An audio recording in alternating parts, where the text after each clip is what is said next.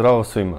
Danas ćemo vam predstaviti JBL Connect Plus funkciju i kako upariti Bluetooth zvučnike sa vašim uređajem, telefonom, tabletom ili laptopom.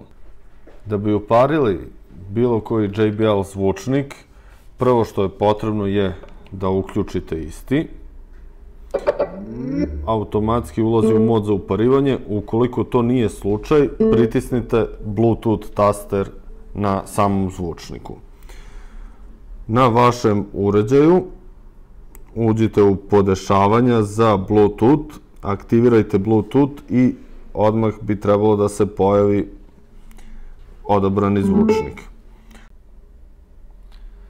Nakon uparivanja potrebno je jednostavno da pustite vašu omiljenu muziku u programu koji želite.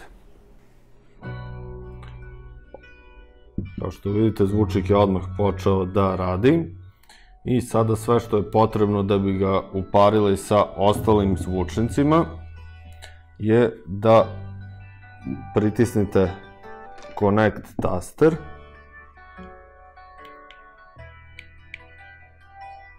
upalite zvučnik, prateći, Connect,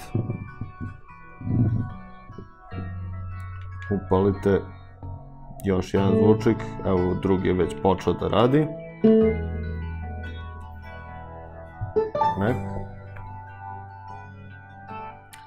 i vrlo brzo ova tri zvučnika počnu da rade istovremeno.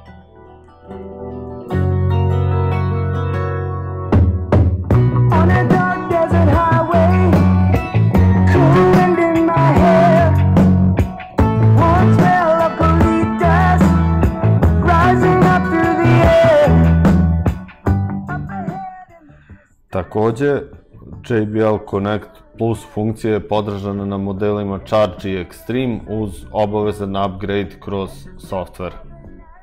Hvala na pažnji i do gledanja.